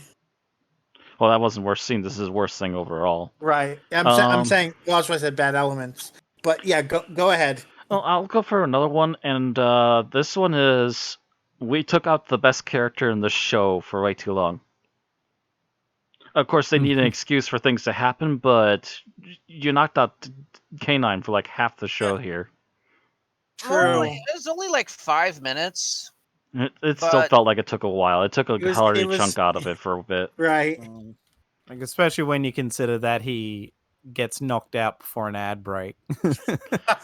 Also, I would add that he is taken up by little flying tennis balls with lasers. Yeah, for me, they were just late. Just on a budget. Flying tennis balls with lasers, isn't that the tall man's weapons? Not that I'm aware of. Oh no, not with lasers. Okay, well, actually, I think the huge one might have a death ray, but that's only a huge one. Anyway. All right, Thomas, your least favorite. I mean, it's early goings, but just the dynamic of the kids, to be honest. Yeah, it's still kind of rough and patchy. I made the Harry Potter comparison before, but it's like, this is like if the Harry Potter kids were just complete asshole. Mm-hmm. Like, I mean, if not so much Georgie really, because she can. Yeah, like, not so much Georgie really. She's like still supposed to be like the competent one by comparison, but it's still like. But she still has the weird, other two... awkward moments, and it's just like, Yeah. You really, you do really kind of get the feeling that Sharky's supposed to be the Harry, she's supposed to be the Hermione, and that leaves the other guy to be the Ron. Yeah. Shut down the Weasley. Also, I love the open-ended love triangle they've started to form. It's obviously Georgie has a thing for Sharky, and the other guy has a thing for Georgie. And neither one seems to go the other way, you know? Yeah. Okay. Bill, how about your least favorite? So my least favorite thing is, I honestly feel with the amount that they were building up the damn it. Oh, I'm looking at the wrong type of document. The Jixin versus Mirren plot, the way that they were like, oh yeah, the Jixin is hunting down the Mirrens to have their big fight. And it didn't seem to be nearly as good as that would have led me to anticipate. It took literally one supersonic roar and the fight's over. Bye. Yeah. Yeah. True. So yeah, that was really disappointing, and I kind of wish they had just done the episode without that, if that's all it was going to be, unless they're building it, like, unless that's kind of foreshadowing a future episode. I don't know. I'd have to look to see if the Jixin come back later. We'd have to cheat and peek ahead. Okay, as much as I hate repeating myself, my least favorite thing is the CCPCs again. Because in this episode, they're even dumber than they were last time. They just sit there because their leaders are literally incompetent. These are supposed to be computer-controlled robot policemen. So, you would think the computer would have a modicum of intelligence. Or think for itself. Yes.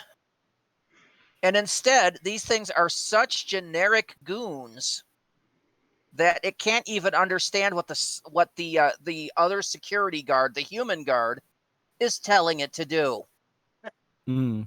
It seems that's right. I forgot about that. I'm trying to remember the scene now, but yeah, that did happen. Yeah.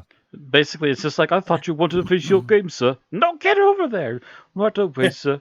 Yeah. I mean, we're by that token, pretty much all of the cops and security guards we've seen thus far have been incompetent.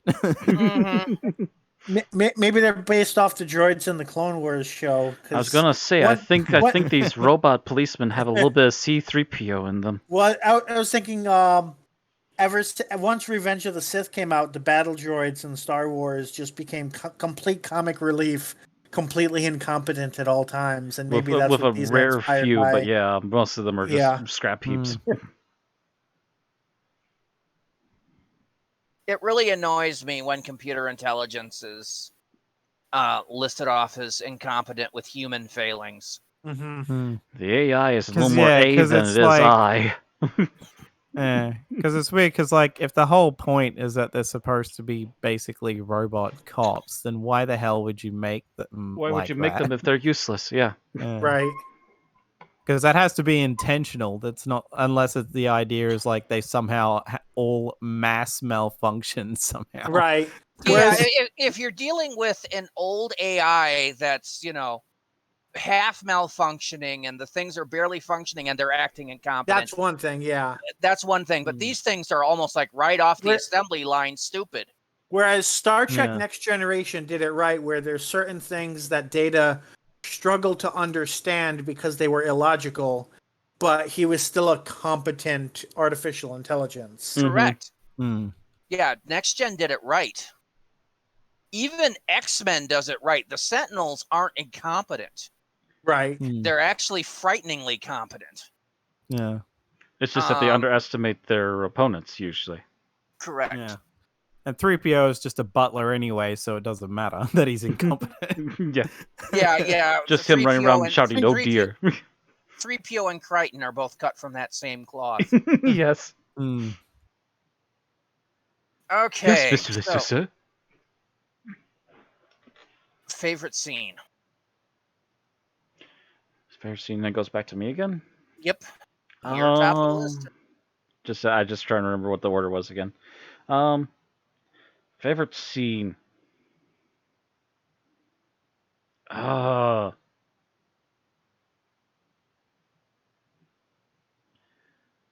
know what? Actually, I quite like the end scene. At least the end dialogue when they're at the professor's house, where again our Harry Potter wannabe at least shows a modicum of decency. He's like, you know what? I kept a promise. As soon as this whole alien business was over with, I get out of your hair. So here's me leaving, getting out of your hair, and so he goes about going back to his usual hacking ways. So there we go. And there's I'll give them credit as well that I expected that to be a thing where Darius would be like, oh, you know what? No. I was actually expecting it to happen for a second there, but then he just kept going forward with it. It's like, oh, okay, sure, all right.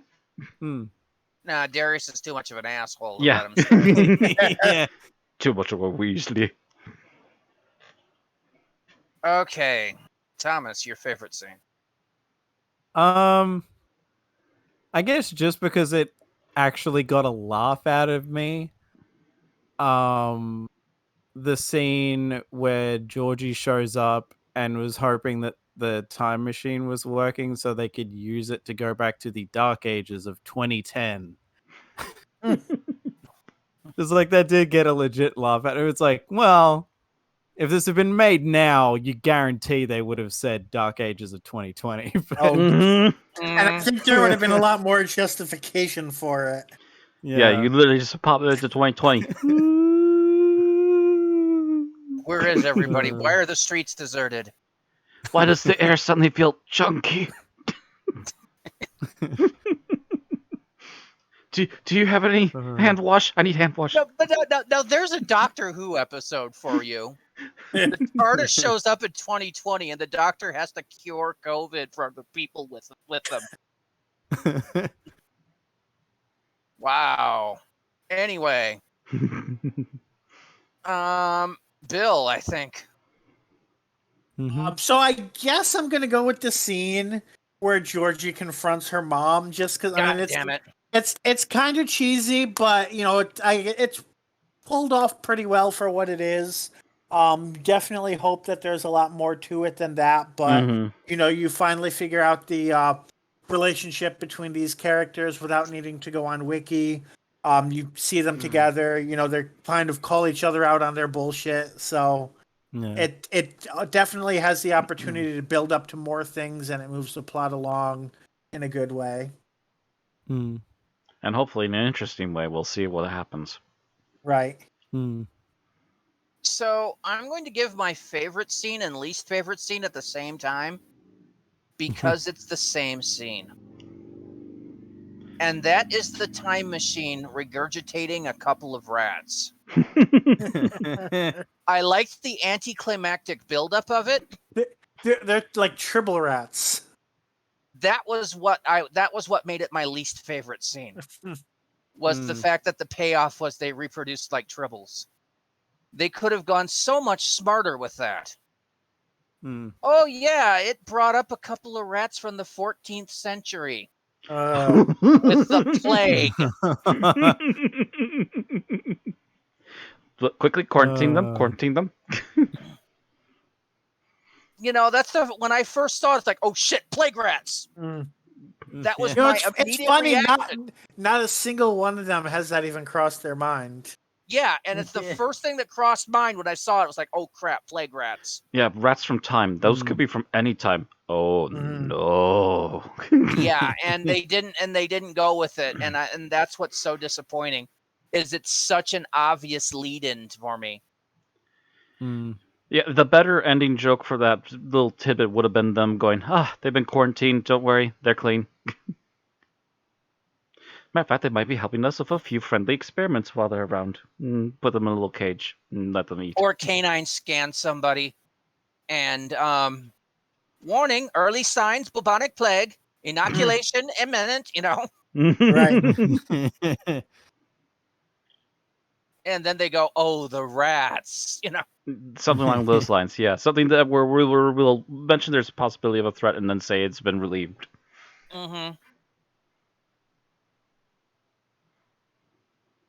Okay, so for the rest of you, least favorite scenes, Matt. Least favorite scene. Shall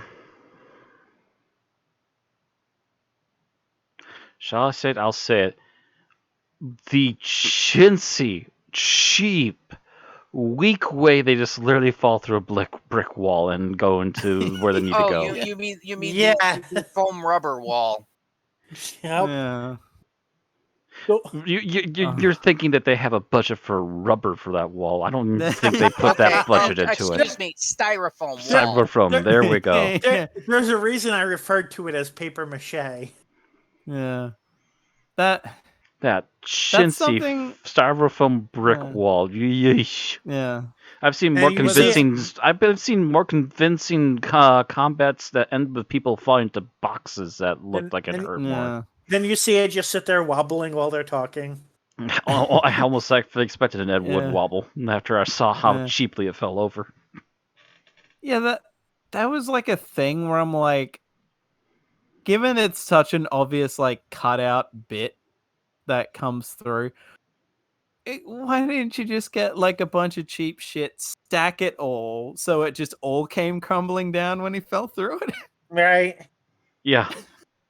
Well, it looks like it might have actually been that originally, but they glued a bunch of them together for some reason. Yeah. Well, you know, the thing is, Doctor Who in the 80s and 70s would have known how to film that so it looked convincing. Yes, even though we would be able to look at it and go, that looks a bit cheap, they would still be able to film it in a way as to make us go, oh, that was at least semi-believable at least. So that he was, he was partially off camera or something when he fell through the styrofoam wall, and they would have added some dust. Yeah. Yeah, there'd be some grips in the ceiling somewhere where we can't quite see them, and all of a sudden, as they're going through the wall, the dust comes down and hides a bunch of it from the lighting. Yeah. Or even just like he goes to like, you don't see into that little hallway bit, and he just goes to lean and falls, and then suddenly you just see him. And you having just hear a fallen loud through noise, it. yeah. Yeah. And then when you finally come back to him, it's him on the ground with the bricks everywhere, and you see a bit of dust falling. Yeah. Because of masonry. Yep. Yeah. To make you think it actually was old masonry, but it's obvious that the people that are directing this and are doing the special effects have never done anything like this before. It is showing threads, yeah. Because everything we just added to that is all camera tricks and a bag of freaking, dust. Yeah. Yeah. Chalk dust. And that would all be what, maybe about 5 pounds? Yeah, like a five, essentially like a $10 bag of chalk dust, and at least a good $20 of styrofoam bricks, and you just film it right, and away we go. Yeah. So for 5 extra pounds and somebody that knew a camera trick, they could have made that home a whole lot more convincing. I mean, this was shot in Australia, but even then, it's still like, I'm pretty sure yeah, we that's should not an have excuse. some Filmmaking talent is filmmaking talent. This is oof. Yeah. I mean, friggin' hell, the prequel movies were shot here. At least some people should have some sci-fi related filming experience. Well, yeah, except for the thing is that the people that have the filming experience are used to using big dollar CGI effects now. Yeah. And suddenly they're on a set that they're doing low budgets, cheapo effects that, like I said, the BBC would know exactly how to film this. But these as long as people they have went by no their clue. good playbook, yeah. Yeah. Because all the people that have known how to do low budget tricks like this have all retired now. Hire us. Okay. So that was Matt, I believe. Yep. That was a little small tangent of its own. Just to keep the effects train going. When the rats show up the second time, that is one of the most fucking obvious green screen effects I've ever seen in my life. Holy shit! Oh, have ever seen Birdemic? No. Well, yeah, true, but it's basically so Ratdemic. Let's get the wire hangers out. I mean, yeah. Thankfully, it's not like that bad, but it's still just like. Oh, it's pretty close to a par. Yeah, like I audibly said, "Oh no," when watching this, and like, not for the threat of multiple rats. Terrible. Yeah, very much like, oh come on. And you see, if they'd gone with my plot line, they wouldn't have had to deal with that. Yeah. You would just have to have the little CGI of K-9 scanning somebody. Television people, we have a good consulting team firm here. Oh hell, they already had the 2 rats. You could just have it be like, oh no, I actually kind of think they're kind of cute. Ooh, ow! I think it bit me. And then K-9 scans them, and then you do that. Suddenly K-9 scans it. And we go for a quick bubonic plague joke. Unfortunately, K-9 scanning somebody isn't as visually interesting anymore because you don't have the rotating ears. Yeah, I do miss the rotating ears. Yeah, those little pads that are slowly moving. I miss the little sucker extension. Yeah, actually, yeah, they should have kept the nose extension at least. I mean, for all we know, it might crop up later. We don't. No, it's just a gun now, sadly. Even though the nose looks like it could be a suction detection too, but no. Oh well. Anyways. Yep. On to my scene. Yep. So I'm gonna say when Starkey and Darius they're out looking for K-9, and I forget if they look down at their phones or like they're arguing with each other. They but were arguing with each other and looking off at the building they were trying to get to. they're not paying attention. K-9 literally flies over them, goes behind them, and then gets shot and falls into a dumpster for the sake of plot convenience. And they just don't notice that anything happened. They're like, oh, they both roll a 1 on their perception check. Right. Yeah. Did you hear something? Yeah, they like... and continue moving on. Yeah. Yeah. That's the thing. Not only did they not see it, they didn't hear the lasers, they didn't hear the falling, nothing. Yeah. They didn't hear the lasers, but they react. K-9 fell from a distance, but the fact that they didn't investigate the loud sound from a dumpster behind them. Right. Yeah, like they something hear it. Flying fell into a dumpster. I wonder if it could be the flying dog we're looking for. Ways to alleviate part of that problem is this is supposed to be London. Where's the fucking fog? I thought you were gonna say like, why aren't the streets busier and noisier? Well, no, they can't afford extras. They wouldn't be in a restricted part, but so just some freaking fog generators.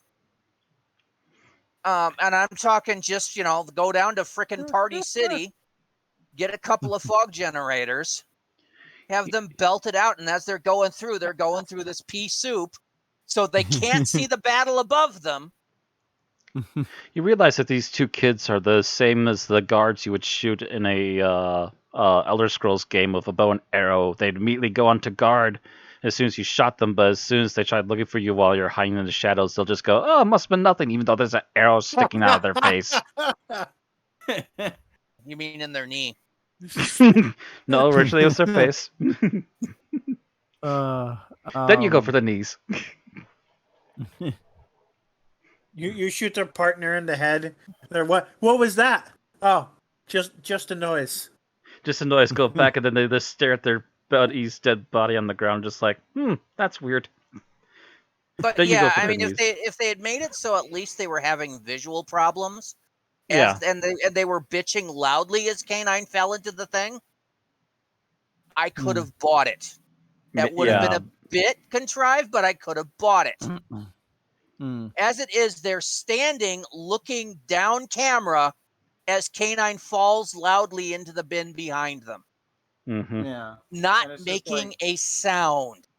I don't know about you, but 10 dogs from that distance would make a sound.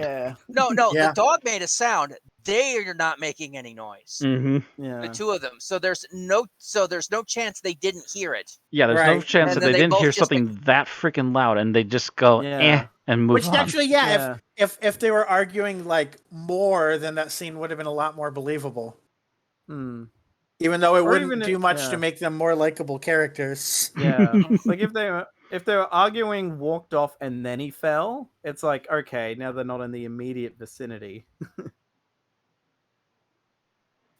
Maybe if like I said, if there was fog and they were lost in the fog, arguing about which way to go, K-9 falls in the bin behind them, and it's just like, oh, come on, we got to find K-9 this way. Yeah, at least they would look back and go, I don't see anything, and keep moving on. But it gives them justification for not having seen it. Right. And if they're arguing not having heard it, but not the way it was filmed. Yeah. It's obvious that these guys are barely above amateur level at directing. And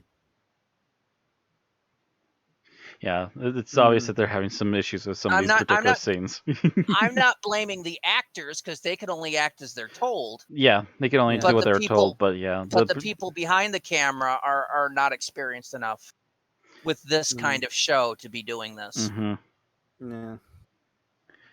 All right. Which to a point is one of the detriments of doing it in Australia, because I do not know how many sci-fi shows of this kind of budget tier Australia. I was gonna say, like, are you just saying people from Australia have no talent? Like, what? No, all they produce is soap operas and comedies. You forget Power Rangers stuff. Like I cannot remember growing up on a sci-fi show. It was usually a lot of, like there was a sort of Muppets thing, and like there was low budget stuff, but no sci-fi that I can recall that was like there- this. There were 2 directors for this episode, both named David. One of them, this was the first show that he directed, and he directed 26 episodes, which I'm guessing is all of them. And the other one only directed these 2 episodes, but was like, it was a veteran director of shows, but I don't know what any of these shows are about. Sounds suspect to me. I don't recognize any of the titles. Passed from director to director in a desperate bid to try and fix the show. Well, it seems more like there was like the one director who was there to direct all the episodes, and then like this one guy who was there to teach him how to be a director and then leave. That's what it looks like to me, just looking at their credits. I don't know. We'll have to see who directs the other ones too. But yeah, the one David Napier seems to have directed 26 episodes of the show, which I'm guessing is all of them. I think so. And David Caesar must have been his mentor or something. That's what it kind of looks like. Either that, or he was hired and then like quit during production or something. Like, there's as far as I know, there's no way to know how much work each of them did. Yeah, it's hard to say. Yeah, because they filmed this in one block. So yeah, the best way of looking at it is that he like mentored him and then left. The worst way of looking at it is he was hired, quit, and then the other guy took over. Yeah. Because the funny thing is, apparently one of the co-directors for the first episode was actually from the US.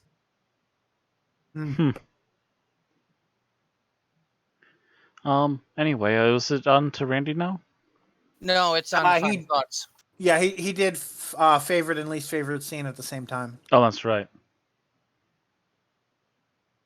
Well, All we're right, to the so point where that'd we'll be be you, on Matt. Randy, so. Yeah, it's actually you, Matt, for Final Thoughts. So yeah, final thoughts. Final thoughts. We have picked apart pretty brutally some sequences in this. That all said and done, I will say, I don't know if my opinion's getting any higher of this one, but I will say that K-9 is still very much the best character out of this. I still enjoy him, even if I don't completely agree with his upgrade. There are still some moments to be had here and there that still work out, and there's still some moments where we're just kind of, I do like the fact that they are at least taking enough of the plot they're making seriously to actually feel it out and actually do some things with some of the key ideas they drop here and there, and we'll see if they actually follow up on any more of that as they continue on.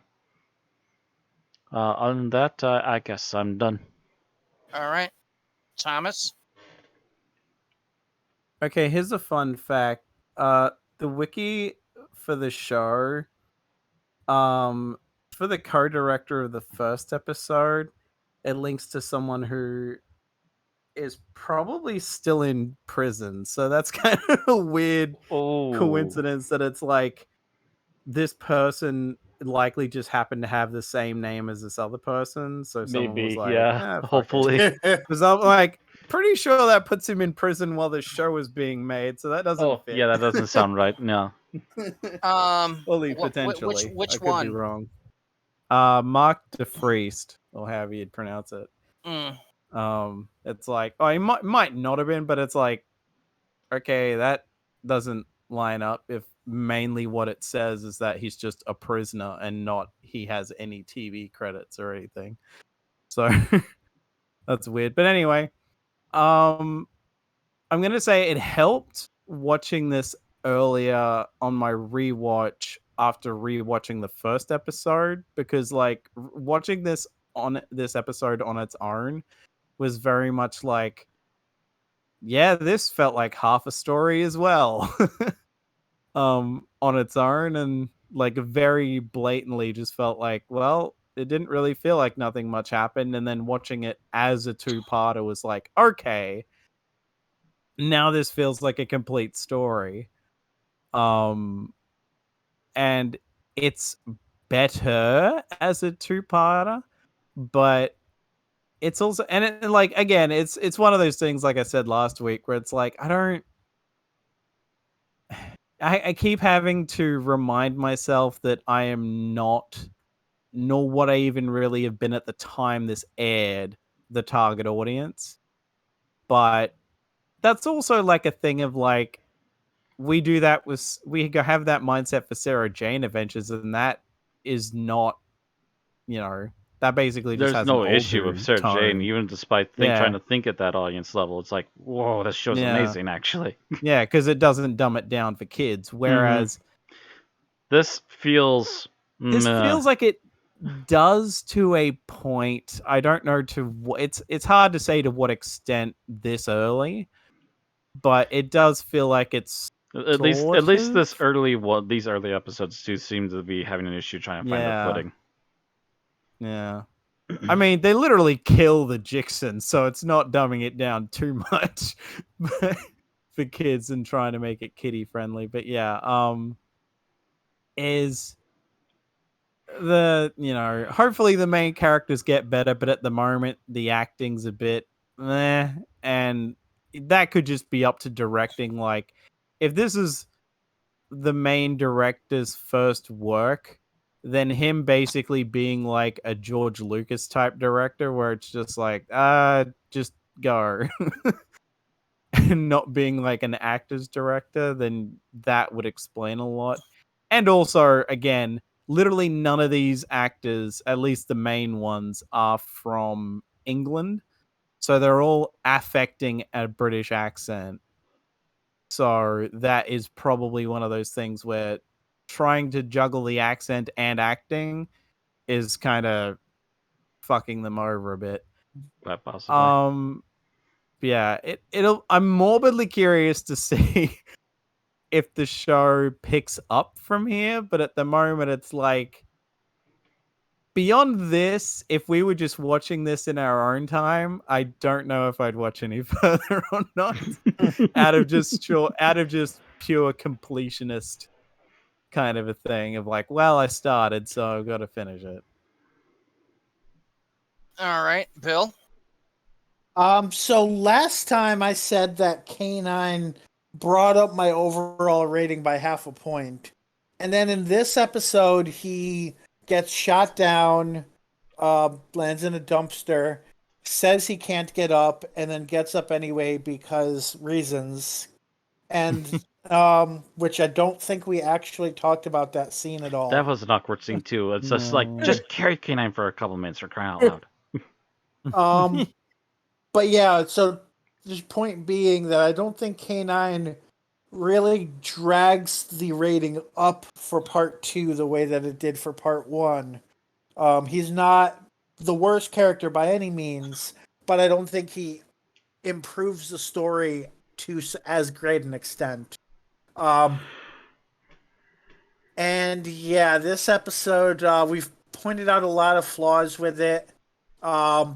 I do think it was interesting and ambitious to do the whole idea of, this thing full of aliens and the conflict involved there. Maybe it should have been a 3-parter if they really wanted to explore that. I don't know if that would have been a good or a bad idea. Although it was really weird how they were like, oh yeah, we leaked this to the press and they immediately shut it down. And I'm like, I don't know. That might kind of shoot any social messaging you may have had in the foot if you had any to begin with. But I don't know. Either way, that certainly hasn't worked in the United States. All in all, I think this episode was... I don't know if not as strong as episode 1 is the right word.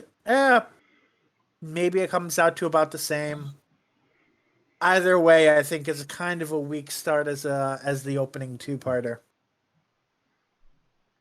Okay, is that everything? Yeah, I kind of rambled a bit there. Okay. So, my feelings from when I first saw this episode, way back when it first came out, pretty much still holds true.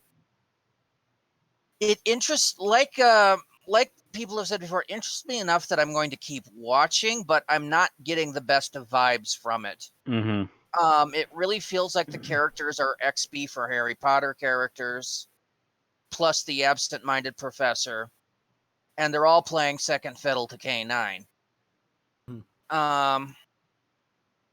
But, you know, a lot of shows that I've really liked have had weak beginnings. Star Trek: The Next Generation, anyone? True. I mean, can anybody say Encounter at Farpoint was a particularly strong episode? So, yeah. It has growth room. And we'll see if it manages to hit its stride before the end of the series. All right. So now we've got 2 episodes. We can now rate it. And Matt, you are first. Honestly, I think even combined, my rating for them combined has not changed since just seeing the first one. K-9 does help it, at least in the first one. The second one seems to at least keep enough levity on its own better than the first one without K-9, but it still feels like it's lacking from K-9.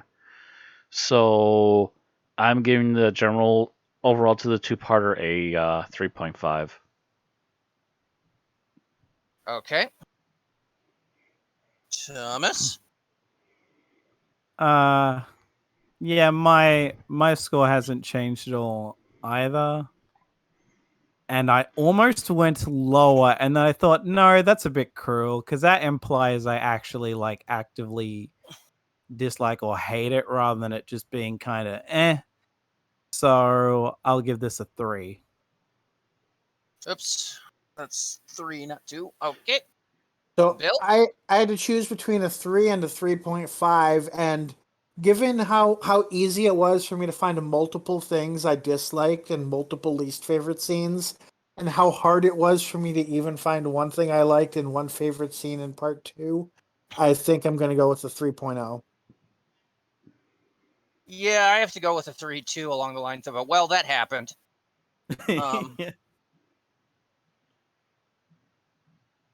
That's pretty much all I can think about this is I love my it's robot there. dog.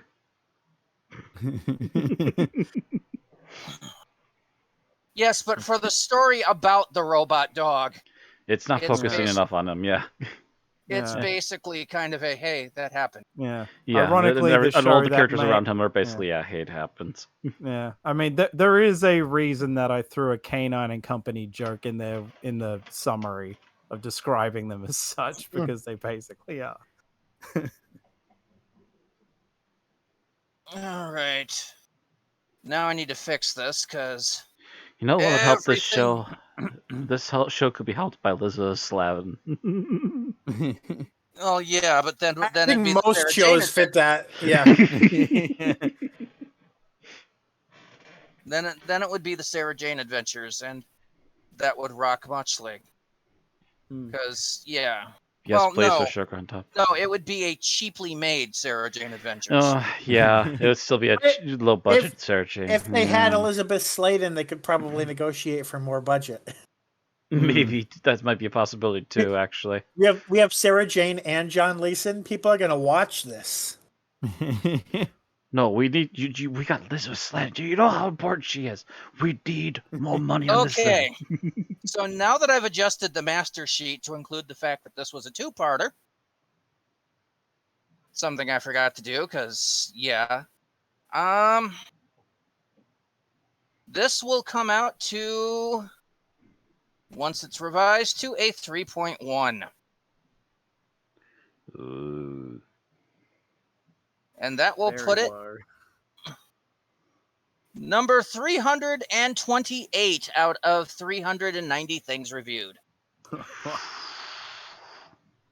It is on par with The Sea Devils, Planet of Fire, Survival, The Invasion of the Dinosaurs, Asylum of the Daleks, Trial of a Time Lord, The Mysterious Planet, Class, The Coach with the Dragon Tattoo, Yeah, there's The some Girl pretty Who hot, Waited, like, Vincent mediocre and the ones. Doctor, The Awakening, Cold War, and The Rings of Akaton. It is better than...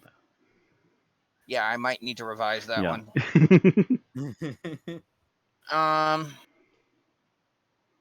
Better than Big Finish, 8th Doctor Adventure, The Girl Who Never Was. Better than Big Finish, Class, Everyone Likes Reagan. Better than Sarah Jane Adventures Secrets of the Stars, which I believe was one of the lowest ones we had Yeah. for Sarah Jane Adventures. Not as good as Big Finish First Doctor Adventure, The Destination Wars. And that's and Big it. Finish Companion Chronicles the Mahogany Murders.